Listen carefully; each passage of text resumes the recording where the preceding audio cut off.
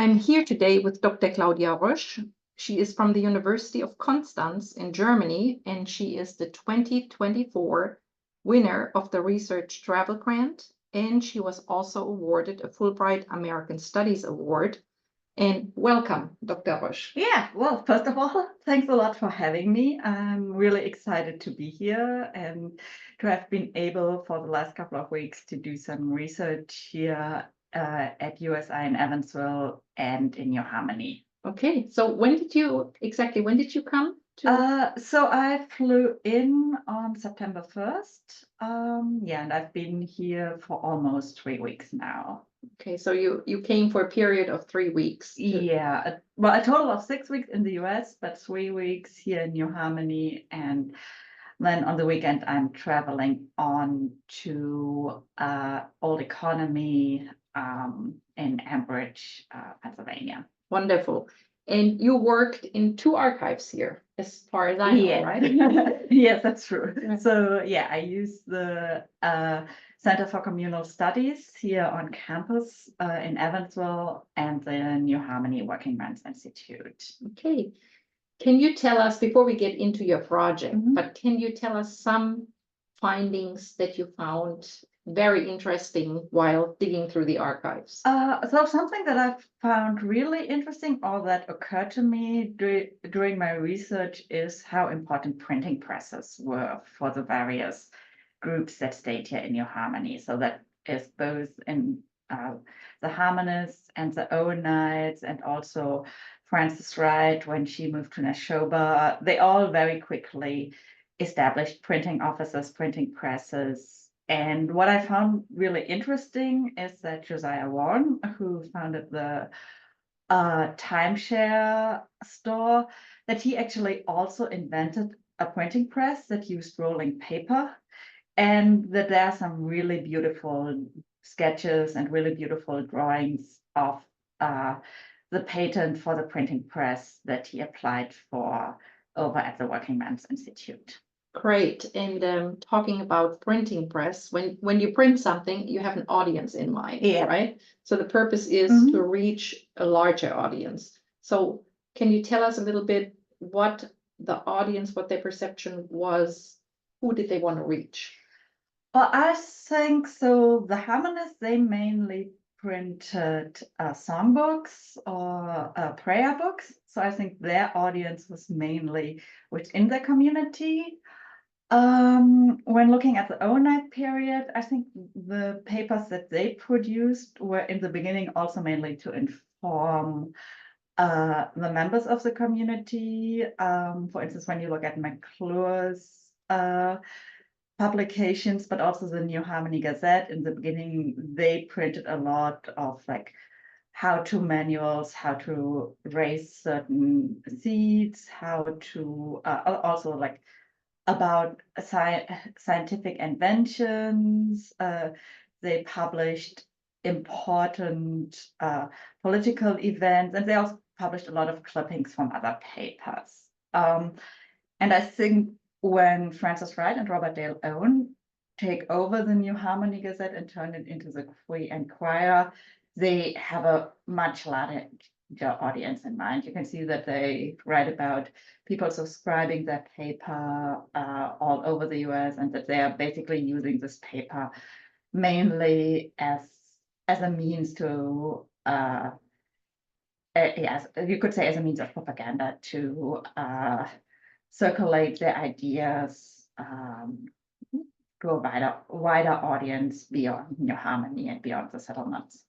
So it becomes almost philosophical, that we go from religious basically to know-how technical to a kind of a philosophical spread of knowledge there. And that brings me, of course, to your book project, which is in the foreground. You came here to complete that project eventually. And so can you tell us a little bit what specifically you are looking at here? So the working title of my book is Utopian Engineering. And so sort of the question that I started out with was to ask about the role of engineering and the role of science in different intentional settlements. So the idea of looking at American utopianism, so the current historiography talks about that it's a combination of science and rationality with millennial religious thoughts. And so I was more interested in how do they use science, how do they use engineering. I very quickly found engineers who joined intentional communities. I found out that people in New Harmony, like Josiah Warren, requested patents for inventions that they made.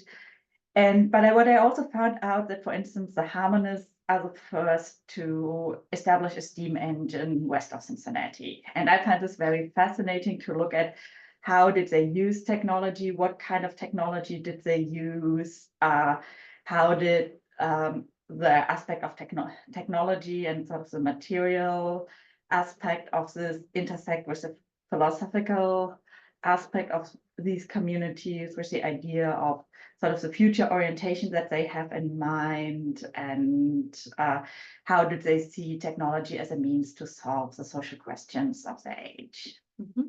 So maybe you talk about the harmonists and the technology being there in the foreground too, even in their philosophical daily routine, that it was a very mechanical routine that they engaged in. And like they say, the what do they call it? The economics, divine economy of creating a clockwork economy that is enhanced by or with technology and productive. Yeah. Yeah, that's also the interesting thing, is that they sort of come from this. I mean, they come from this idea of also establishing new labor relations and new labor management type that is also very much oriented towards rationality. So rationality, science, knowledge, these are keywords that you find among the religious settlers, among the early socialist settlers, but also among the German ethnic settlers. And so I think that is from a sort of history of idea perspective, I think it's very important to sort of look at the intersection here between religion, social concepts, and the use of science and the use of material objects in these communities. In your research, are you including Christian Wolff and the follower of Leibniz, basically, and rationalism in German philosophical terms? Have you looked into that? I have to admit, I haven't looked that much into that yet. That's a good idea. I mean, I've come across their names, but I haven't really followed up on that yet.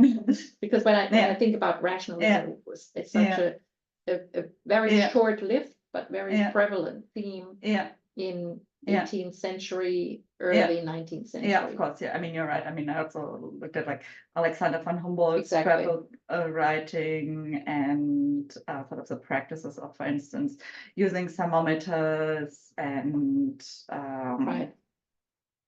all kinds of technology too. I mean, he probably, with Humboldt, he would not have did all the cartography of Latin America and so on, had it not been for the instrument use that he had access to. Yes. So are there any other groups, intentional groups, and the engineering part that you are looking at besides the harmonists and the Owenites? So I'm also thinking about making Frances Wright's Nashoba case study. There's one case study on the Montgomerys or the Mount Bayou in Mississippi, which I find interesting because it's a formerly enslaved Black people who sort of try pretty much with the end of the American Civil War, try to run a project on Black self-management based on Owenite principles. I'm looking at various German ethnic communities, for instance, Röbling-Saxenburg in Pennsylvania. And what I also find very interesting is these German-American engineers, Etzler and Stallmeyer, who want to start an intentional community in Venezuela, but there they fail, so they end up founding a community in Trinidad and Tobago, and they happen to lease land where they find oil and raw asphalt and become rich, right? And become rich. Yeah, yes. The Stolmeyer family becomes one of the richest family in the Trinidadian colonial economy. And I think this is a very fascinating case study how Stolmeyer Senior, but also his sons, managed to navigate within the British colonial society and the plantation economy there. Mm-hmm. And talk about wealth. The Harmonists too had no qualms to combine their spirituality with their endeavors there. Yeah. I mean, that's also really fascinating to read. So that's what I've been reading for the last 2 days, is like how they invest in different schemes. For instance, they invest in railroad projects. Later on in the 1850s, they actually invest in oil company. Yes. Which is the part that I'm going to look at when I'm in old economy. But also already in the 1830s, you can see like there's a strong interest. You could say it's very Swabian in monetary matters, in matters of inheritances, in investment. For instance, George Rapp writes that he sees the election of Martin van Buren and the stock market crash that happens afterwards as a sign of a coming apocalypse. And yes, they did. They had no problems with the. It was combining these two, the spiritual at the investment. Yes. Very practical to a certain point, and as you pointed out, even if we go by stereotypes, but a Swabian cleverness in investments. Okay. So on a more talking about coming out here, meeting people and so on, how was your stay here in Harmony and at USI? Well, I really enjoyed it. I mean, I'm staying at the Scholars Retreat, which is a very beautiful house. It's a house from the 1810s, but it has a modern bathroom, modern air conditioned, modern kitchen, and it's just a beautiful location. New Harmony itself is very walkable. So I can walk to the WMI, I can walk around town, and everybody has been so helpful. Ryan and Linda and Malora at the Working Men's Institute and all the volunteers there. Sylvia Yu and Jennifer Green at the Center for Communal Studies. So and I've been able to meet a number of interesting people and talk to different people, and so that's been really exciting, really helpful, and I've really felt like home here for the last couple of days. Claudia, that's wonderful to hear, and we wish you a speedy completion of your book project. Thanks. And good travels back home to Konstanz. Yeah, thank you very much. I'll do my best to finish the book. I hope so. Bye. Okay. Bye.